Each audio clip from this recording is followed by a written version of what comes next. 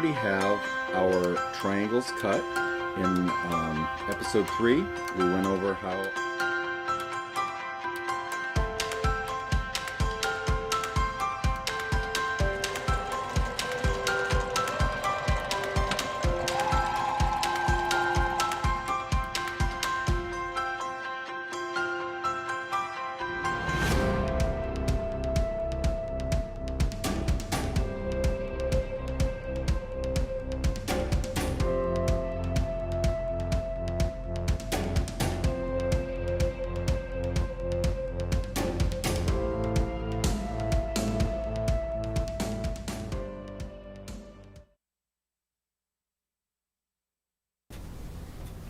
You are.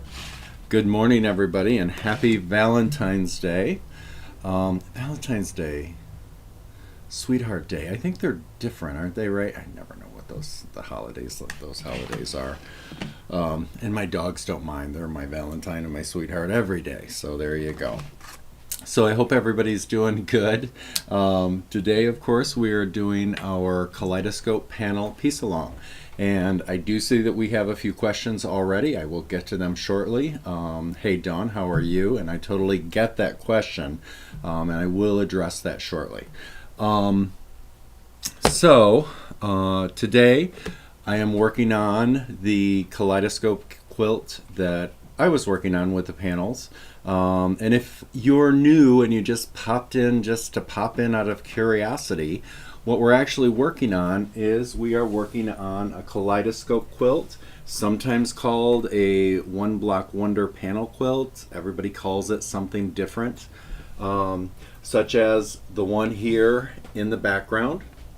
This is one that I did a while back. It has not been quilted yet. And this is my elk, and I love it. And actually, I'm glad we have this up because I do want to address that question in just a second. So what makes this a Kaleidoscope quilt for those that are just joining us that haven't done one before? A lot of times people will walk into the studio and look at the quilts of these that I've made, and they're up on the wall. And it takes them a minute to realize, of course, that it's not just a straight panel. It's a panel with Kaleidoscope blocks, and they're shaped like hexagons, around and framing the panel. Now, I like to do them so that actually they are worked into the piece. So when I do mine, for example, when I cut out this particular panel, and I'll go over this a little bit more, and Mr. Ritchie, if you can, when I'm facing away from the mic, if I'm not loud enough, just tell me and I'll talk louder. So for example, when I cut out this panel, I tried to keep all of the pieces that were up here separate when I went and separated them. That way I could blend them into that part of the panel. Same down here. There was this dark blue water that now I kind of blended up here. Same here with the grass. I blended the grass in. The trees, I kind of blended the trees into the tree line area. Rather than just doing something a little less organized. And I've done some that are less organized. I like those as well, but sometimes I really like to add to the piece, so you almost have to really pay attention. Oh, okay, is there any piecing in this? And obviously there is. For those of us that piece, we're aware of that and the way it feeds in. This one I happened to marry in the two borders to some of the colors that were in here. This one, the outer border, the blue, is a hand dye because I liked this color and the blues in the background, and I kind of wanted to feed those in together. So that is kind of what a Kaleidoscope panel quilt is, and how it kind of is pieced together, or at least in your mind designed. Now, one of the questions that Dawn was asking, I had made a statement. Now, by the way, this happens to be part 5 of this piecing series. So if you're brand new to this and you're just popping into this, great, enjoy the watch. We're just simply doing a piece along so that people, if you're piecing or if you're working on some cross stitch or you're just in your office and doing some computer work and you have it on in the background, great. We're doing it on a Friday afternoon because we are doing other classes on the weekends right now. Usually we try to have any of our lives on Saturday, but today it happened to be on Friday. So during one of those first 4 videos, we were talking about the panel itself. And the panel that I'm working on right now for the piece along that we're doing, and you could have chose any panel you wanted, purchased it anyway, we don't care. Buy 7 panels. I'm not going to go through that process, go back and watch the other parts. But the one that I'm doing is this lion and lamb, which I love. And, you know, I'm not typically a religious person, but I've always loved the archetype of the lion and the lamb. So that's the one that I'm working on right now. But one of Dawn's questions was based on a comment that I made early in the series when we were doing the instruction portion. And that was, when I'm utilizing my panels, because we take 6 of the panels, we cut them apart, and then of course we leave one panel safe in a bag, locked up, so that you don't accidentally cut that guy in case you can't get any more of those panels to the side. But when I'm cutting this up, the one thing that you'll notice here in this particular quilt, and you'll also notice when I do the lion and lamb quilt, except Dawn, I actually kind of changed my mind. There were a few blocks that I used some of the lion and lamb, and I think it's going to work into the quilt just fine. So anyways, back on point.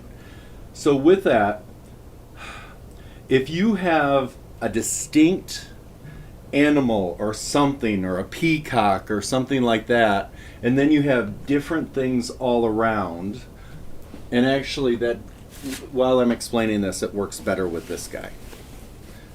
Because with this one, it's very blendy. Mostly everything would work. But on this one, look at the sky on this. So when I'm blending into the sky, when I cut them apart, obviously I'm going to use the triangles that I've cut from my strips from the sky. Again, refer to previous videos. But would I pop in any of the lion or lamb stuff when I'm blending that into the sky part? And I would say for the sky part, no, right?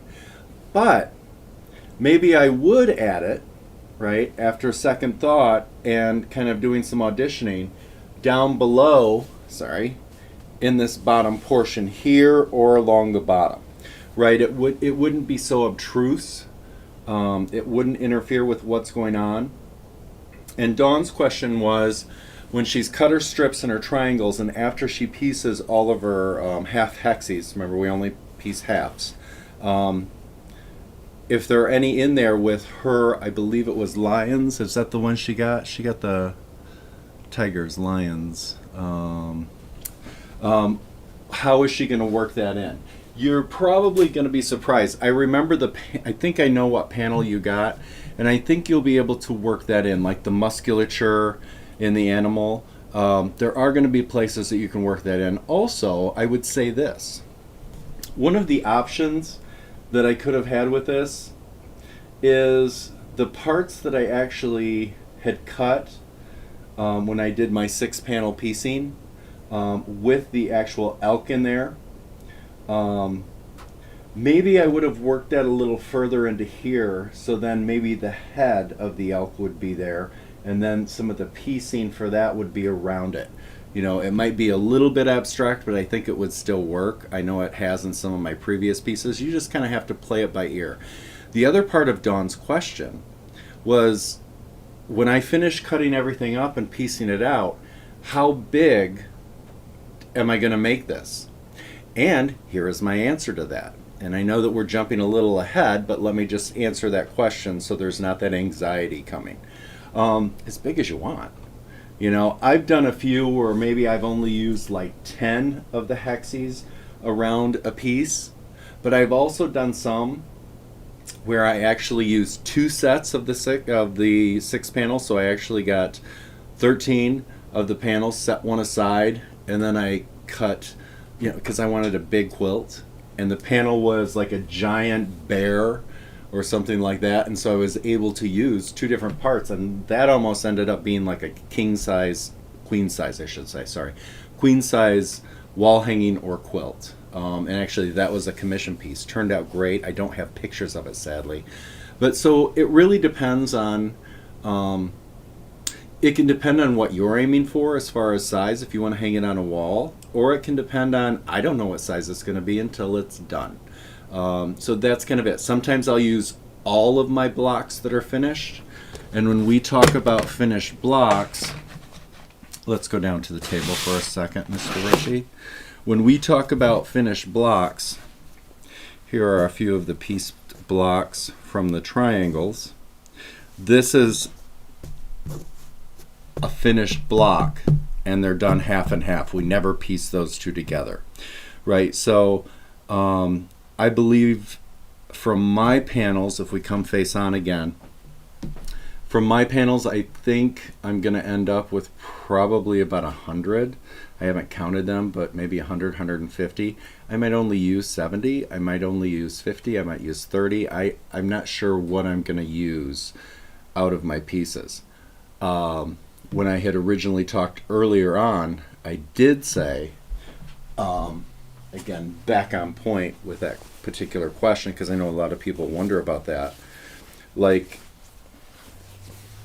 and I think we're going to be piecing, that might be one of the things we're piecing today in my section that I've ready to piece. Like, I also have the lion, there's an eye, there's a part of the eye there. Am I going to work that into this quilt? We'll see. There might be a place where it'll be a really cool looking block that I'll work in. Might not. But as a general rule, but it's not law, a lot of times I'm real cautious with some of my pieces about, am I going to work that into the piece or not into the piece? And also it depends on how much of the area of the actual panel is the highlight. And for me, the highlight is the lion and the lamb. For me here, the highlight is the elk, but it's also the color in this swamp, wetlands, and all of that. That's why I didn't really want to interfere too much with this. I wanted to work things in around. But for example, with the bear was almost the whole panel, and therefore I was able to kind of work the bear pieces right into it. And even, like I said, I could have done that here with the elk. So hopefully that helps with that. I know it's not a final answer, but there are no absolutes when you're doing this type of stuff.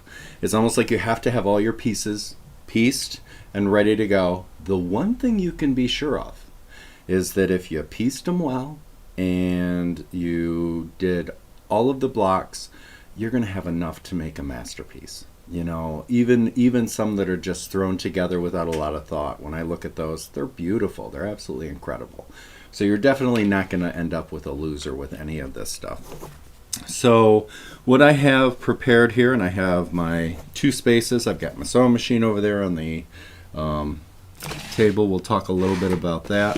Mr. Ritchie, do we have any other questions? No. Did you want to show the page with the remaining? Yes, absolutely. Since we're getting started on the piece along and you're joining us, and we're jumping in the middle. Again, if you just joined us and you haven't watched any of them, we do have the first 4 parts that are just instructional piece alongs to kind of show you the process on YouTube. This is part 5, which I'm just doing some piecing. I thought it would be fun if anybody else is doing that to join. But let's talk a little bit about the panels. So if you are new to this and you want to try one of these beautiful Kaleidoscope panel quilts, you need 7 panels. 7 nice panels. I go for a nice size. You don't want to get something too small. Like pillow panels I probably wouldn't use. I have, but that wouldn't be the first one I would tackle. I would get an actual panel. And we still have some available. We are not ordering anymore, so what we have on our site is heavily discounted, so you are more than welcome. I tend to be fantasy art and wildlife, and the ones that we have left are all of the wildlife panels, and we're going to go there if you are ready, Mr. Richie, and we'll kind of show you, if you go to the Quilters Apothecary page, if you want to order what we have at special pricing, great. These are the ones that we have left, and could you kind of slowly kind of go through and just kind of click on them so they see what we have? It'll just take a minute, but that way, if you want them, you better grab them. So we have that beautiful deer, if you are into hunting or you want that for a cabin. We have another one that is deer. I like that one. The colors on that one are incredible. And then of course we have the zebras, which are beautiful. Again, that's almost like the lion and lamb. Does it get bigger when you click on it? Yeah. So with that one, I like that one because there's a lot of around area. And so again, my highlight would be, if you go into the zebras, would be the zebras, and then I would work my blocks after I piece them around that specific area. Let me see. Of course, now here's something done that I would say I'm kind of referring to. This is very similar to that. If you want to, can you click on it to make it a little bigger, Mr. Ritchie? Yeah. So this one is the gorillas.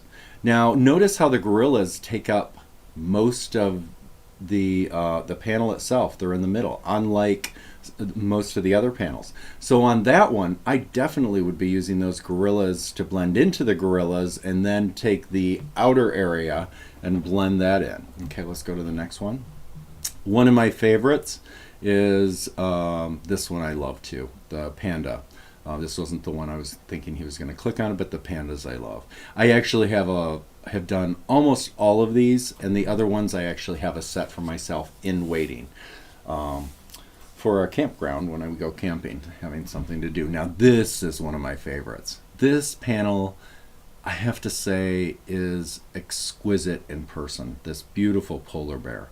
I absolutely love it. And of course, this is another one of the ones that I was referring to, whereas I'm using some of the blocks from the polar bear to blend into the polar bear, and then the outer edge to kind of blend into that would be a good way to go. And then these little guys, are these water buffaloes? Yeah, they're water buffalo. Yeah, that's a cool one too. Okay, so we got that one. Let's go on to the next. And then we have another favorite. I love the plunge. This plunge, I have pieced one, friend pieced one that still needs to be quilted, that I have, and then we actually have some of that one left. That's a beautiful panel. And then we got a few other ones. Again, I just want to show these so you know what we have in stock if you want to go and grab them during or after, because the last few we have are the last few we have. And some of them we only have like one left, one set. When I say we have one left, they're all a set of 7 panels. And typically, if you're new, you know that panels typically run between 10 and 14 bucks, and this is 7 panels for, I believe he's got it at about 40 bucks. Just because that part of our thing we're kind of leaving behind. The gorilla, I love this one too. Very well done. Cool. That's it? Okay, cool. So that's what we have left. But that being said, if you want to go back to square one, just go get 7 panels from wherever you want to get your panels from. It doesn't matter the panels. Are you going to advise on how to quilt these?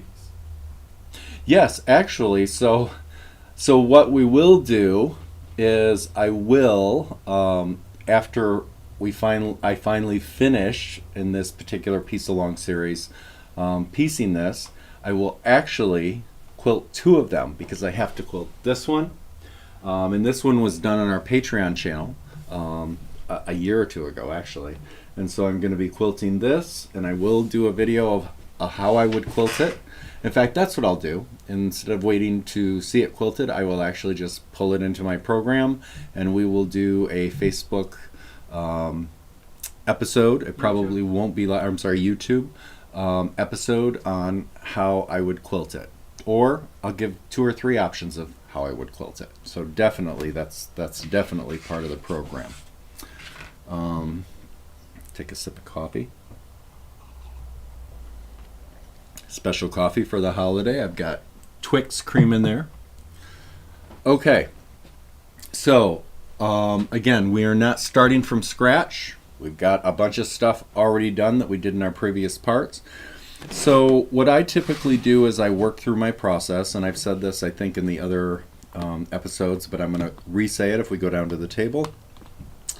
I've got my finished blocks in this bin, and I want to keep them together, keep them safe. I use the little food storage containers from our local Myers or whatever store you would have.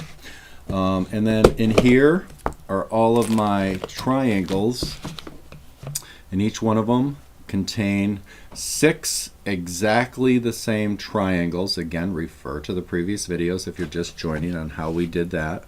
I've got my glue that I like to use, and I like to use the Acorn. There are places that Elmer is a great place, but this is the Acorn fabric glue, which I love better for something like this when I'm trying to free. And we do have it. We do carry it at the Quilter's Apothecary.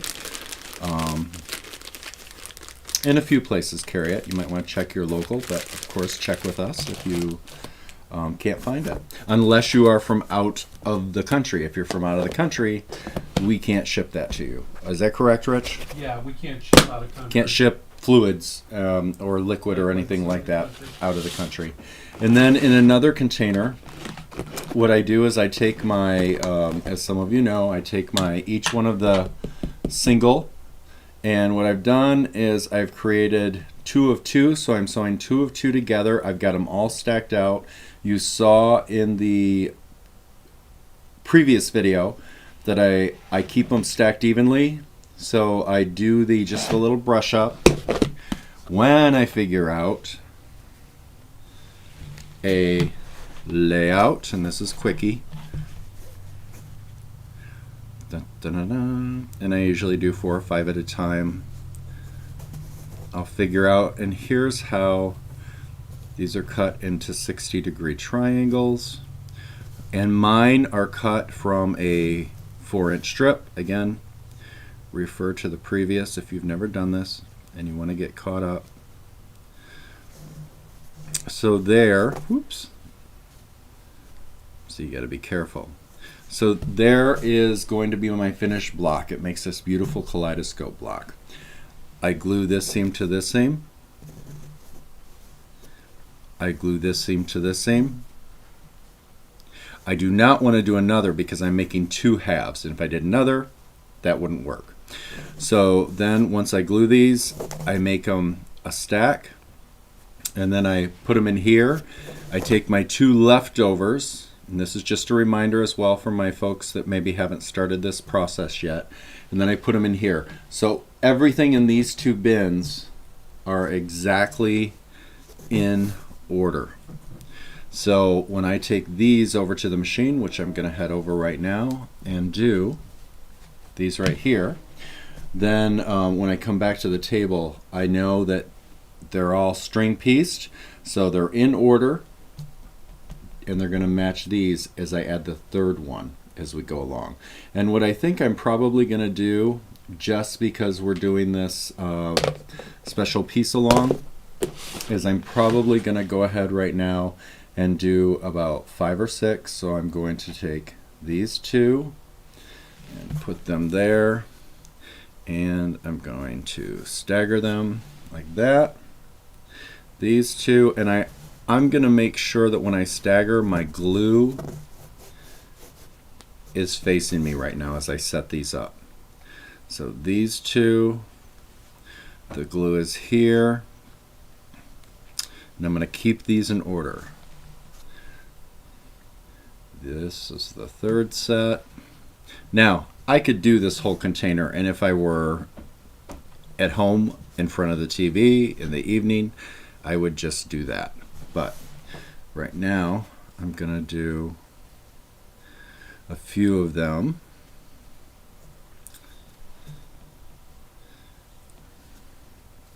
And I'm keeping these in order because I know that when I get these sets, and I'm keeping the glue all here on the end, that way when I go over to my machine, I know I can just grab one, sew, grab the next one, sew, sew, sew, and they're all in order.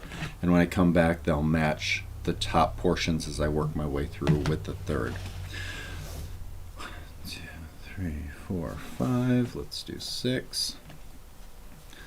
Glues on those sides. I did a pretty good job keeping these organized. Also, our dear girl Amber at our studio also glued a bunch of these. So I've got these all set up. They're staggered. That means now they're going to be easy to piece. They won't be hard to grab, because sometimes you can actually grab one, and remember there are two here, and you can accidentally sew, and you've got 2 sets. You don't want to do that. So you want to kind of set yourself up for success. Stagger them that way. I'm going to grab these. Don't need my iron yet. I've already pressed and glued these. I'm going to head over to the machine.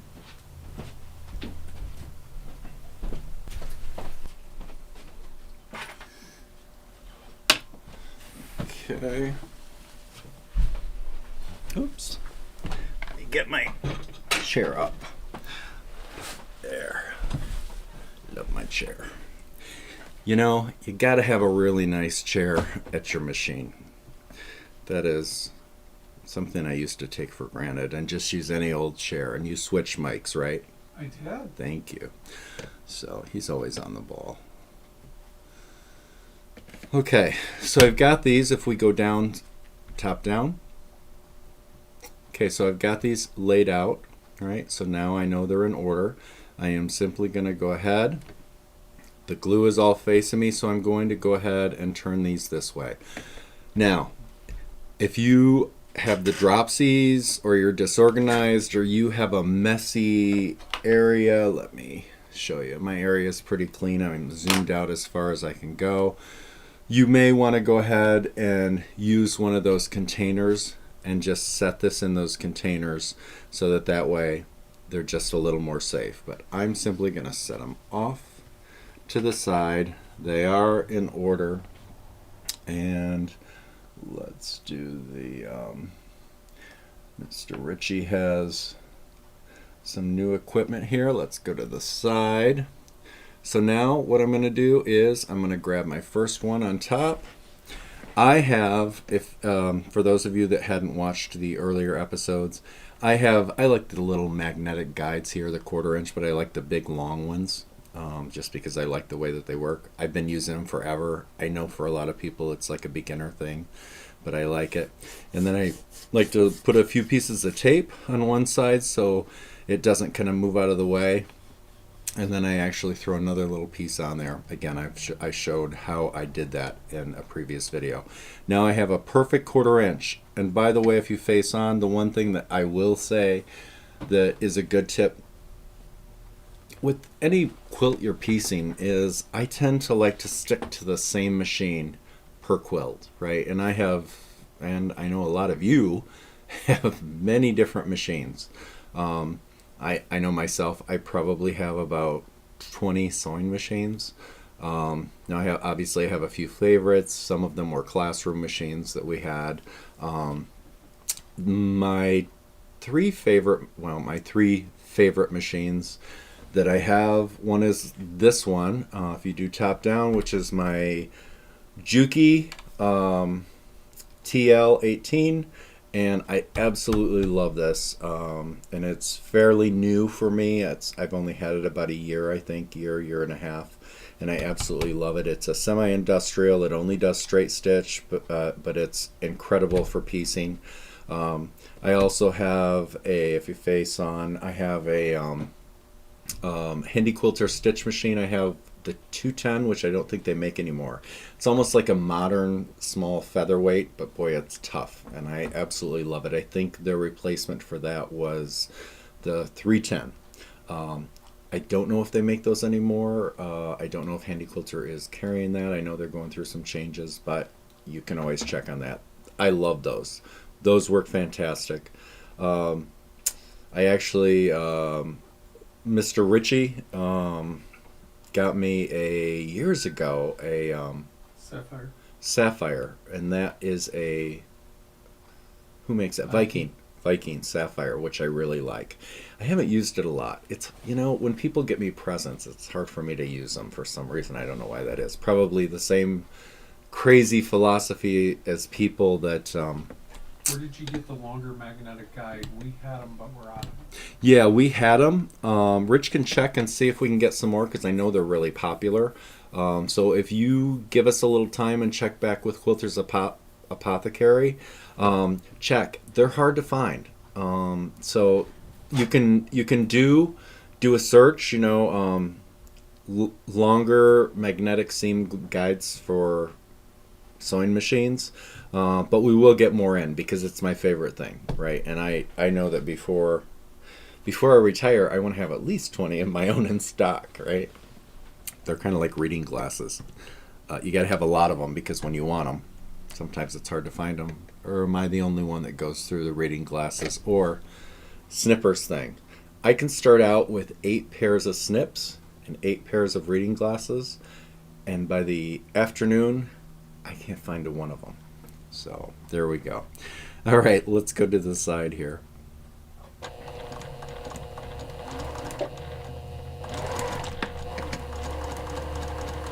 So very simply, all I'm doing now is I am simply going to take my pieces and I'm going to chain piece the grouping that I have. And because everything's in order, and by the way, just a gentle reminder, I do lock beginning and end, i.e. forward, backward a little bit.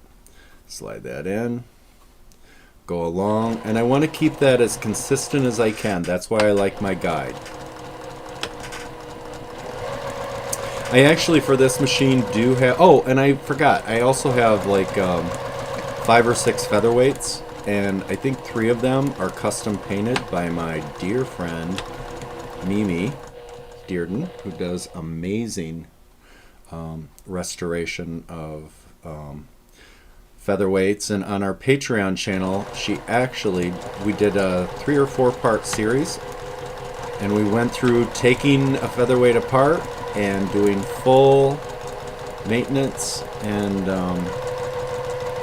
repair and construction. We didn't do painting. We've talked about doing that next year for the Patreon channel. We'll probably be playing that on YouTube this summer. Yeah, we might be playing that. We might play that on YouTube this summer. So, because that is a good one. She's amazing.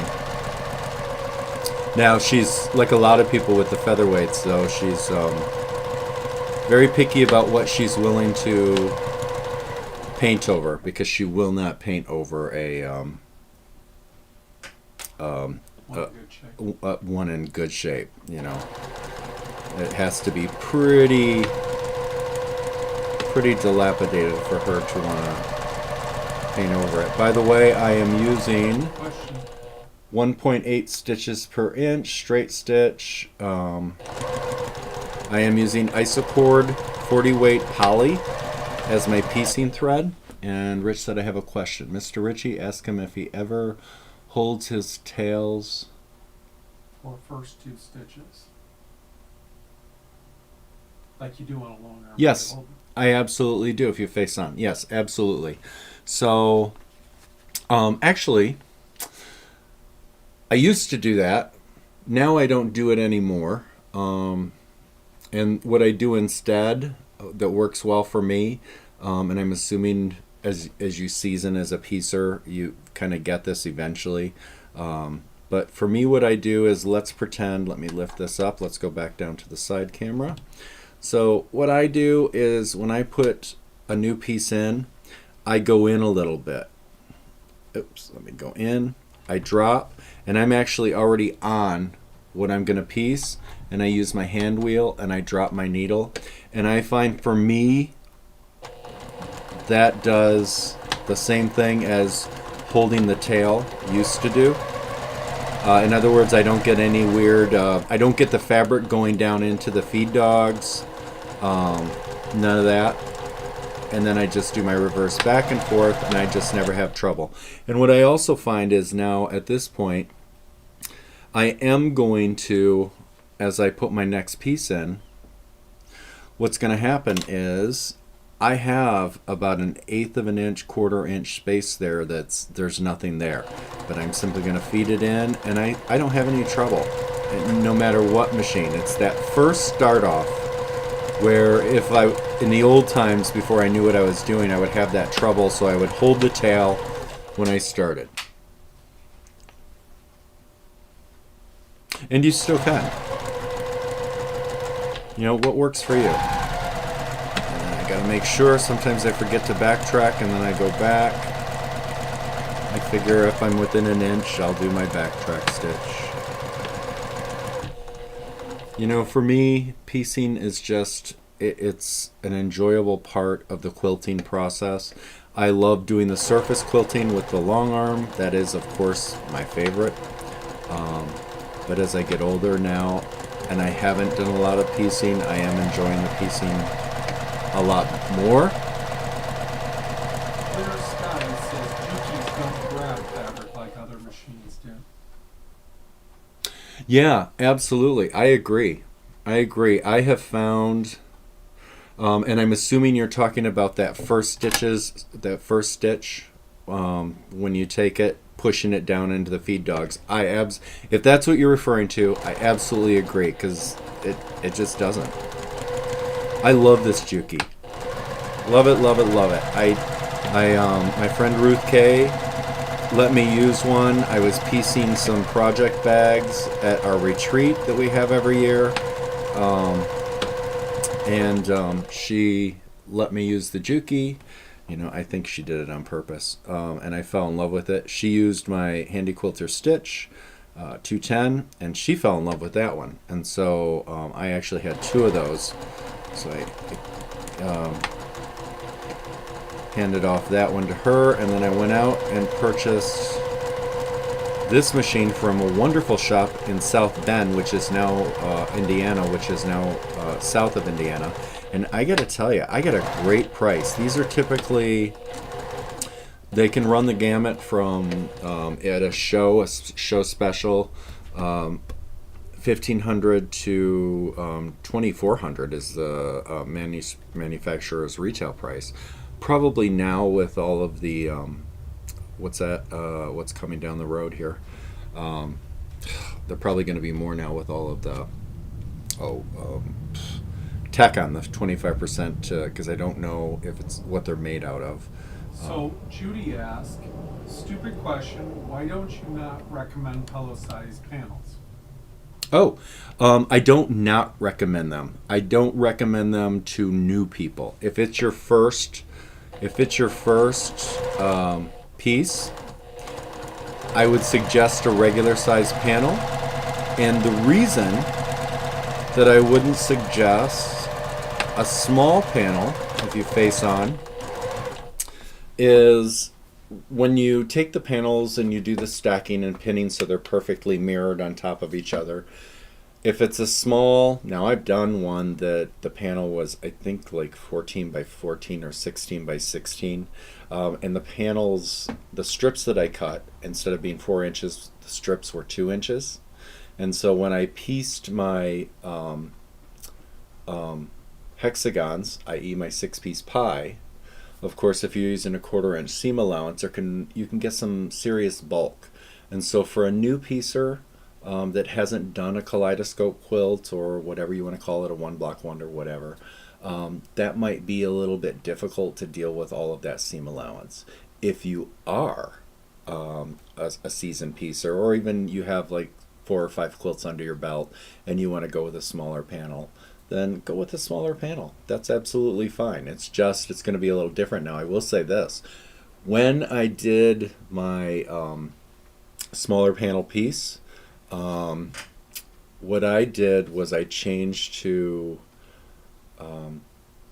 it was a little over, like a thread or two over an 1/8 inch seam allowance. So instead of using 1/4 inch seam allowance, I had these machines come with so many different feet, and you can get different feet. I actually have a little over an 1/8 inch foot. So I went that, and that was my seam allowance, there was less bulk, and that's how I did that. So you can use a smaller panel. I'm just saying your first one, I would suggest not doing that. So I have those all done. So I'm gonna cut those. By the way, because I do like to, and again, I never push product, but I do show things that I absolutely love. These snips I live by, whether I'm doing cross stitch, English paper piecing, whatever. These are Karen K. Buckley's, and these are the little red-handled guys. And if you look at them, they have a little curve to the end. They are, I believe, titanium. Whatever the stuff, the magical alien stuff that they make these out of, these have dropped on cement, terrazzo, every bit of floor, and they are perfectly still pointed and beautiful, and they snip and they never fail me, and they come in all sorts of different sizes. I live by this brand of scissors. I'm not saying that there aren't other scissors that I love. I also love the Famore scissors. Brent does some great scissors. Scissor Man, you know him as. I love his stuff too, but I definitely would say that this has become my absolute go-to. I take with me everywhere. So I do not snip these apart right now. I'm going to head over during our piece along.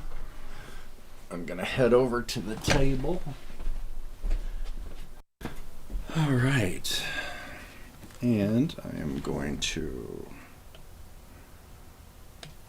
turn on my iron. I'm using the baby iron, which is great. Gives nice heat. I want to press those. And of course, those of you that watched the previous video, you already know that we kind of press it a specific way before we add our third piece to the 2 sets that we've just sewn. Now, before I start, I am going to look, and this is something you want to be clear on.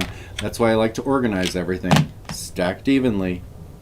I look and I see which one is on top, which is this dark blue. Remember, we have 2 ends. I just walked over from my other area. I'm not used to having the snips around my neck. And I am going to open that up. That's not the one, so it's not this end I start with. It is, yep, it's that end, which matches my top guy there. So I'm good to go. I do not go crazy, and I suppose I could if I cut 2, 2, 2 and just stack them together and made piles, but I don't want to do that. So what I'm going to do, how's my iron doing? I guess I got to turn on the plug strip. We have an electrician in the household and the studio and the business, so we have to have everything perfectly done, safe and all of that, you know.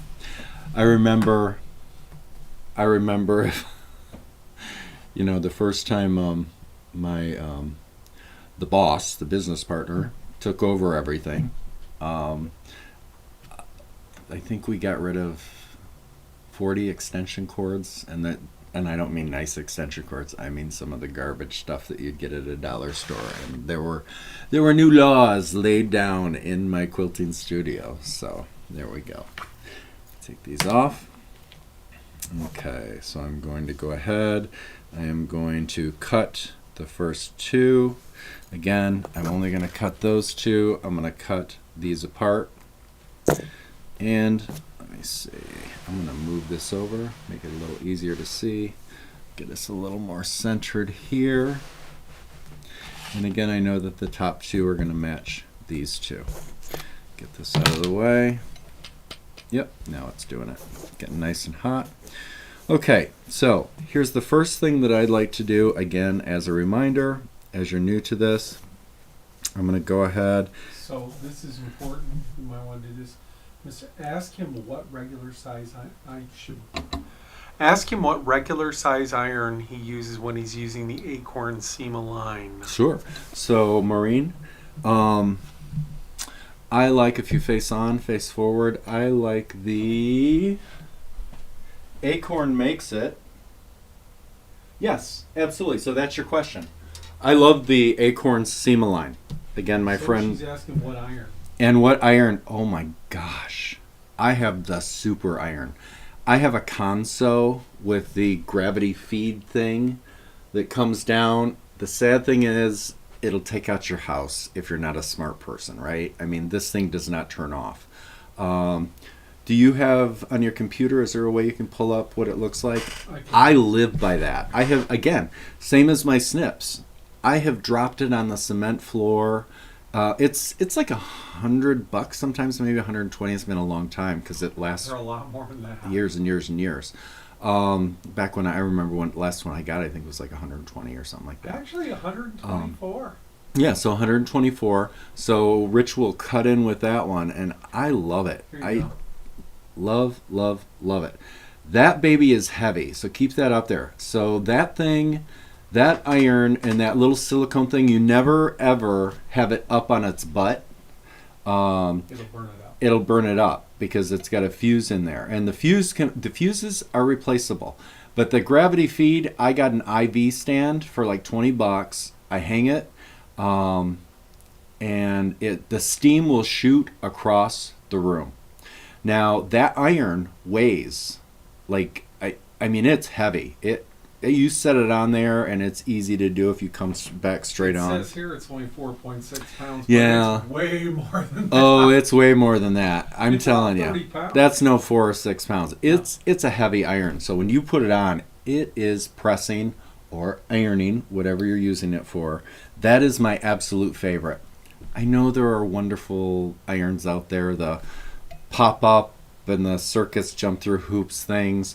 I bought those my first, I've been quilting seriously now for about a little over 25 years. I spent so much money on irons, and the first drop or two on the floor, and they're gone. And it's like, so I just went to cheap irons, and then I got one of these because I tried one, and I absolutely loved it. And so now that's my iron of choice normally. But again, there's no turn off. So you actually, when you turn that iron on, it's like you got to remember, and you, and especially as paranoid as Rich is, and I can walk away from something and forget, right? Like I don't know if the other day I did this. I was filling the dish pan in our other studio, where we have our long arm studio, and I left the room to do something, and then I was going to come back, and when I did come back, the floor was just deep in water. Could have gone swimming. So. One of the things that I would say with that iron as a safety feature is possibly get a timer. So you have to plug the iron into something that has a timer on it so that it will automatically maybe go off in a half an hour. And like I was saying, if you come down on the table, with that iron, the Conso, again, I'm not pushing product, I'm just saying these are great irons. So with the iron I just showed you, that real heavy, wonderful iron, you never set it like this. It has a silicone pad that you just set it in like this, right on anything, and that silicone pad kind of protects everything. So, but you never set it like this because it heats up this bottom portion, right? Actually, I believe with most all irons, a silicone pad is really a great idea. I should have one for this, because a lot of the mechanics of an iron are like down in here in this part of the iron, and when you have it like this, the heat is kind of going there, and it's not good on, in my opinion, the mechanics of the iron. Okay, back on point. So we have our guys here. I'm going to open them up. I am going to take a minute, look at these. Let's see. I need my minute to figure this out. Okay. Whew, it always takes me a minute to figure them out. Sorry, folks. Okay, so dark, dark, dark. This is part of the process. Dark. So now I'm in line. So now I grab these two, and dark, clockwise, upper corner, dark, clockwise, around corner. So the dark is always the furthest corner as I go. Now, I like to lay that out first because I could also switch that and have the light be in the center, because I can still kind of change my design. We already laid these out ahead of time before we glued. I knew what I wanted. I knew how I wanted the layout. Again, that's in the previous videos. The other thing that I do want to remember is this. When I press these, I want to make sure to press specifically before I add my third guy. And I always need to remind myself, I'll take a regular block that's already done, lay it down. So I went under clockwise. Okay. So that means I'm going to keep these this way. I'm going to press clockwise. I always do that. Press clockwise. I want to make sure I don't have any fluff or fullness in here, and I don't. I like to use the nose of my iron. I know some of you are a better presser or ironer than I am. I respect that. I honor that.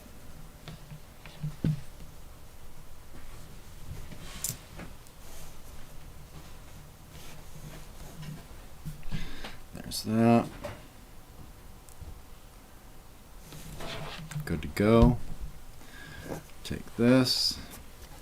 Now what I'm going to do is this. So again, the other thing that I want to say is I look at this, and what I'm looking at, and this is like OCD, but it helps me nonetheless. You know, a lot of OCD people, they come up with things that keep them on track. The way that I press this at this point, this middle guy in this half, if I left it the way it was, this end guy is folded under. That way when I take this one and I turn it, it's like, how is it going to line up, and is it going to line up the best it could? No. So what I like to do is I want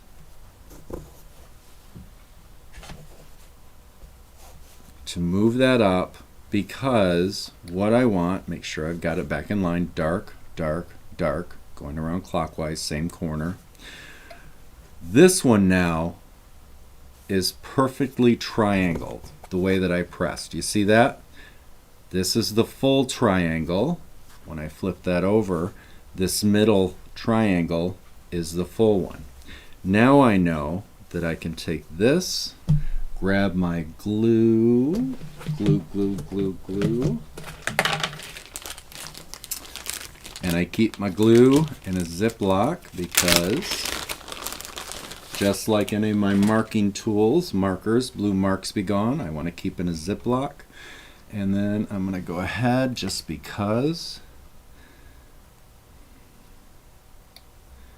I'm going to use my flower head, poke in, wipe that off. I'll be quick and dirty about that.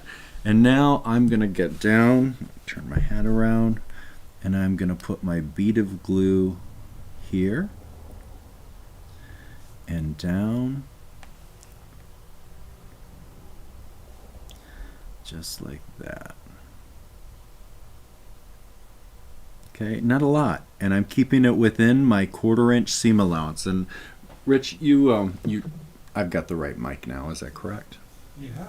For the whole Thank time. you. I always just check because I get paranoid. Okay, so now I can lay that on perfect, just like that. I'll check. I want to make sure that it's perfectly evenly lined up. Good to go. And now, rather than take my iron, come here, iron cord, I'll set that over there. Rather than take my iron and put it right on the glue part, I like to go to this open area first, and I like to slide down. Slide down. And here is why.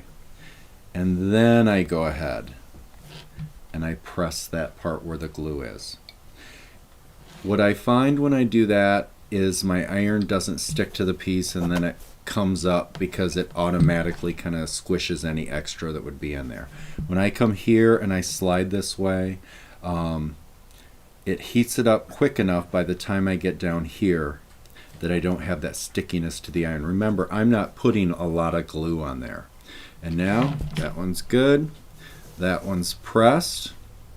And now it's ready for me to go do, again, my 1/4 inch seam allowance. So I'm just going to go ahead and continue that process. Again, I'm going to start the same way. Dark clockwise, dark, dark, and it just so happens that this middle, I don't have to do this, because if this is here, this is not the full triangle. It's tucked under because of the way I pressed. I switch places. Sorry. I switch places like this. This is not the full one. So I pivot that, bring that down. Okay, hold on. Jamie. There we go. Now I got it. This is the full one. This is the tucked. Bring that down. Bring this over. There we go. You see, that's why you got to kind of pay attention to what's at. Now I know this one is the full one. That's always to the middle.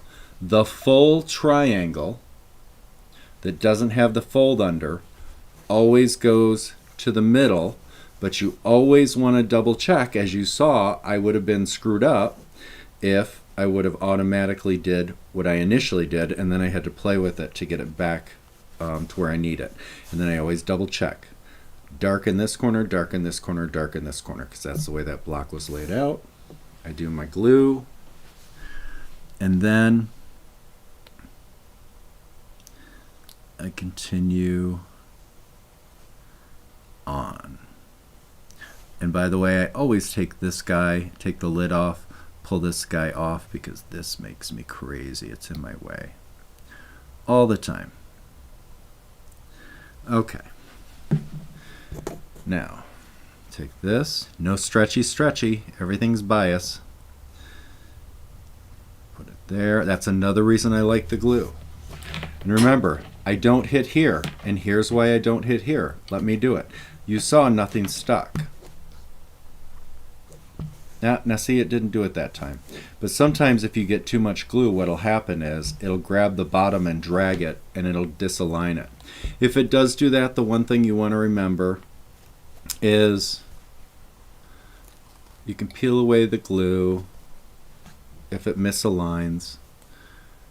Put a little more glue on within that 1/4 inch. Yeah, I know. Don't burn my hand. Line that up. There we go. Okay, so now I've got that one good. I'm going to take this and let me feel which edge. That one's there. I'm going to put it right on top of there, and I'm going to continue through my whole stack.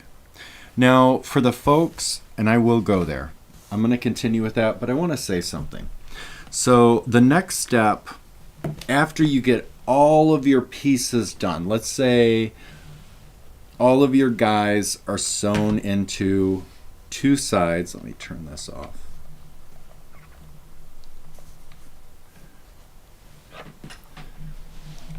Of 3, right? So we've got this and we've got this, right? The one thing I like to do as a next step, once this is all done, and we always want to remember, we never sew these two guys together yet. We're not there. We're not even close to there yet. Once you get them all sewn, there's still some steps we got to do, and we got to arrange the whole piece on a design wall and yada, yada, yada. You always want to keep these in 2 halves. But the one thing that I will say is we've got bulk here. Now we're also going to take another step down the road. That's not today. That'll be on probably the next part of the regular video, which will not be live. What I do is I like to flip my guys over. I like to grab some good snips. Let me... Mr. Ritchie, do you happen to have a bigger set of the... Jamie. Thank you, sir. Karen K's. Karen K's. These are the...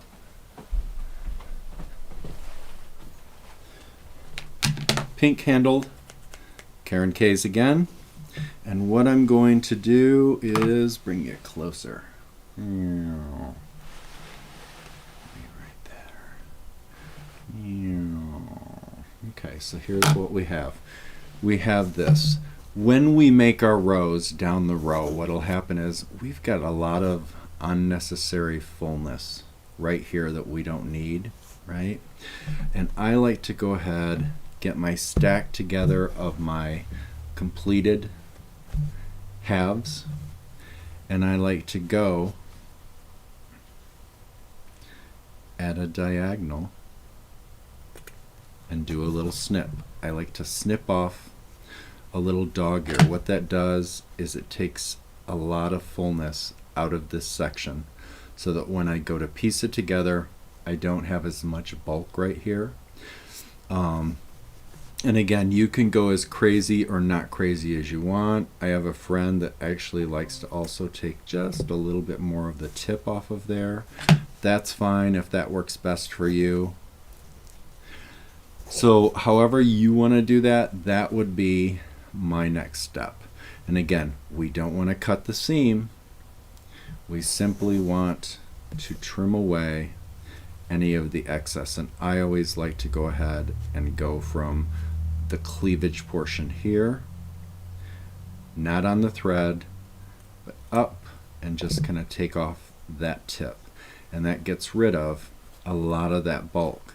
Then when we actually set up our quilt on the design wall, just so you know, and we have it in rows, and we've sewn our rows together. Let me go out a little bit here, folks. Okay. And we'll have rows of these set up, and again, that's down the road coming, how I do my portion of that. You do you, but I have a way that works really well for me and for a lot of new folks.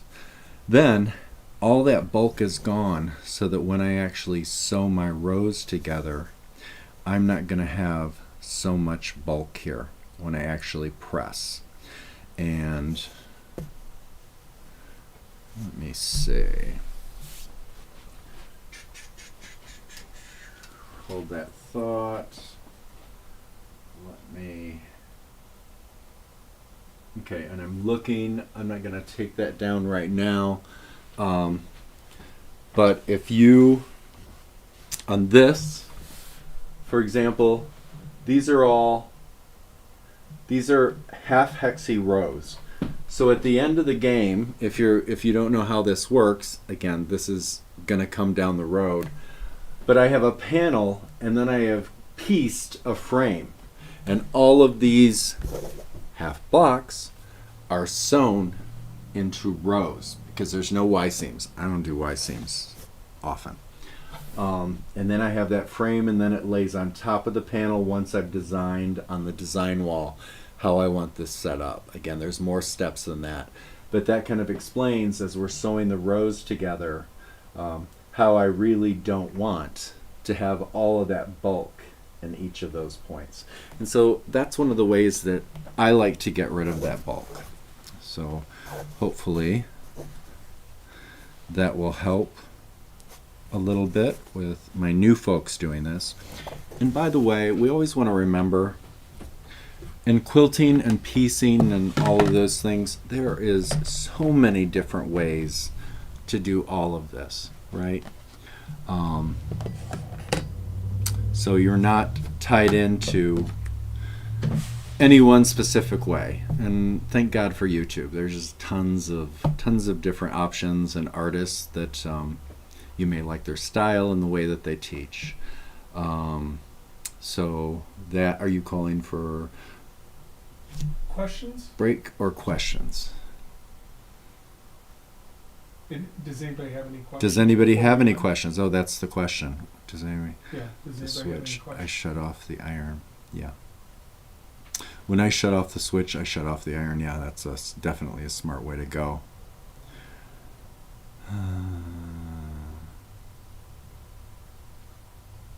Yeah, Maureen, a couple of them. I definitely, with everything I have to watch it a couple times.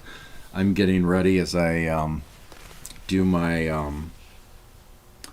I'm getting a program to do. I'm big into cross stitch now. I've just kind of gone crazy on the whole cross stitch thing for the past 5 or 6 years.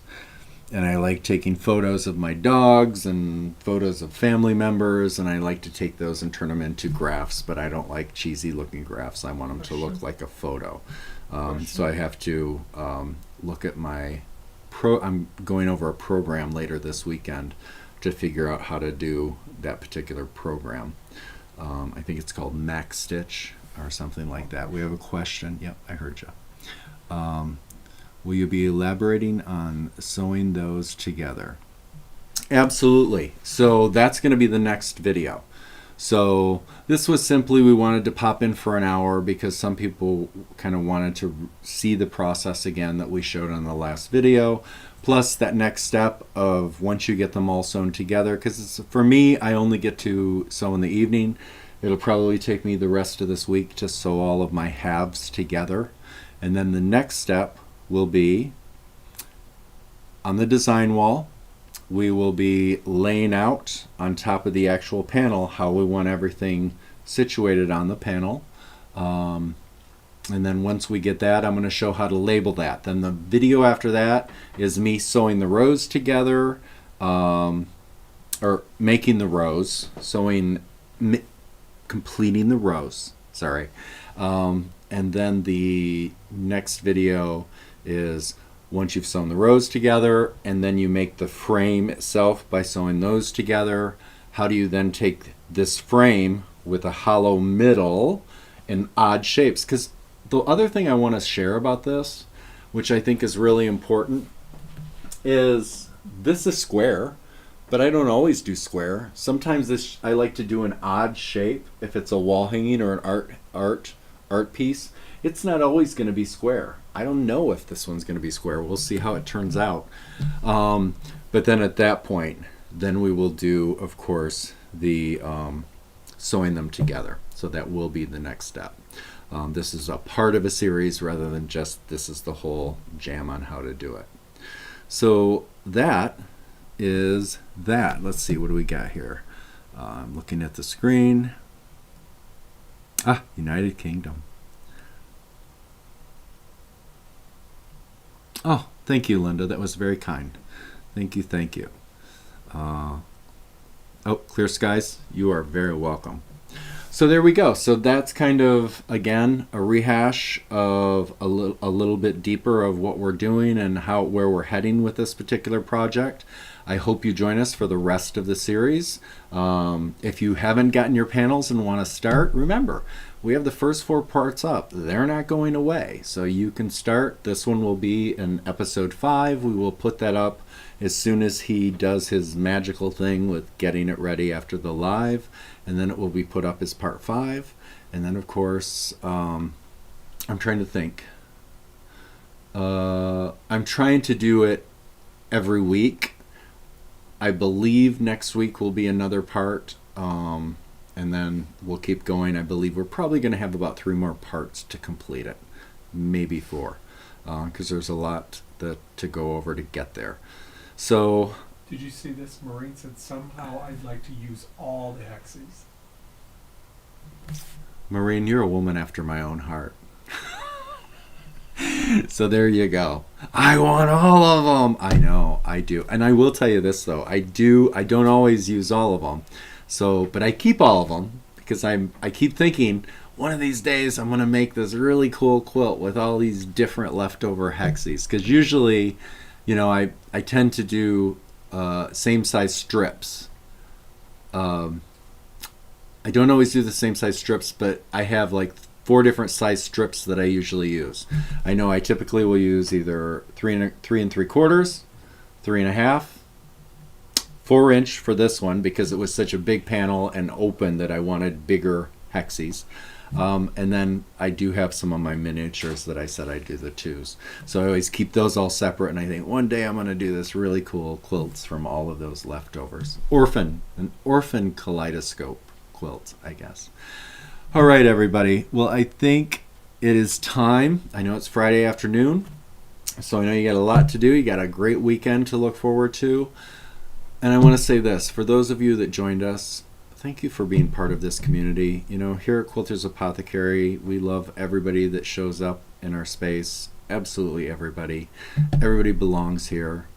No matter what background, what politic, we don't care. We just want to come in and talk sewing, and let's stick to that. And as always, take care of yourself, take care of each other, and know you're loved. Goodbye, everybody.